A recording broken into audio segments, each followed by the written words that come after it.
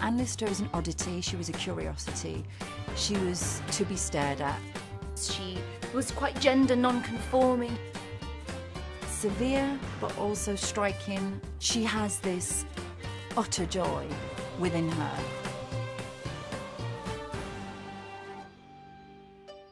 Anne Lister's look, which is quite severe.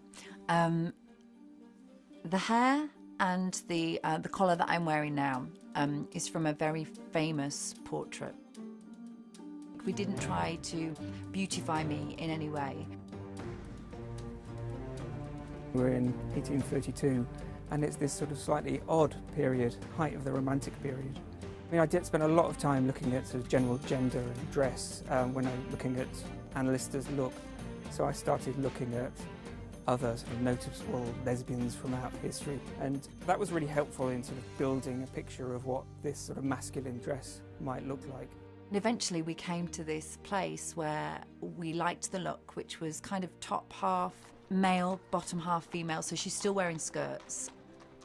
And then we added a top hat so that she stuck out in a crowd. Morning. Good morning. Morning. And then we gave her a cane, which is obviously for the day, very masculine.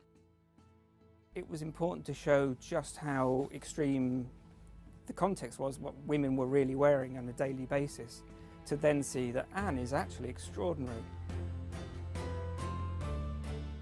We've tried to be as true as we can to the one portrait that we had, but add certain little quirks to each style. Anne's look is completely unique to every woman around her.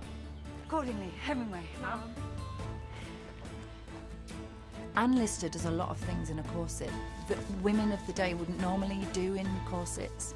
She climbs walls, rides carriages. She walks very fast. I walk as Anne Lister in my own life now, so I'm going to find that hard to kind of get out of. The hats are so brilliant. We had to fashion something that would fit perfectly under the hat, so when she removes it, it still looks great. Lynn added some plaits to work with height and gave me these what now affectionately called croquettes. And that's pretty much me as Anne Lister. Miss Lister. Miss Walker. Anne Walker's kind of the polar opposite of Anne Lister. We wanted her to be really feminine and to really show what most women were wearing at that time. The joy of playing a very wealthy woman is that the dresses are amazing, the fabrics are beautiful, and a lot of these were made for me, so they were made with Anne Walker specifically in mind, and that's really exciting. How they cope with it in those days. I mean, you can't do it yourself. I couldn't do all this myself. So the whole procedure of dressing alone takes you a fair time.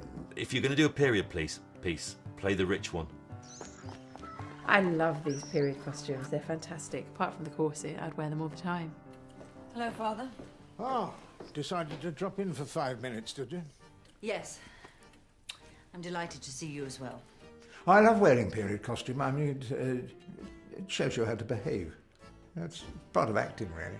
The men in the show mostly use all their own hair, and we add facial hair. Ready. Vincent is the only male with a full wig on. And I really like this wig. I think it's really brilliant. It's sort of receding. It's got big widow's peaks, and we wear it quite high on my forehead. So I think the secret of it is that you can see my scalp through it at times. So, and particularly at the back here, it looks fabulous. And each of the hairs in this wig were knotted in by hand. So somebody has actually sat with the very fine lace over a block.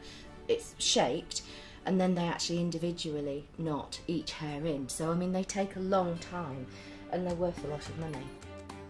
All in all, I've loved watching these amazing people kind of put the look together, and the detail has just been beautiful.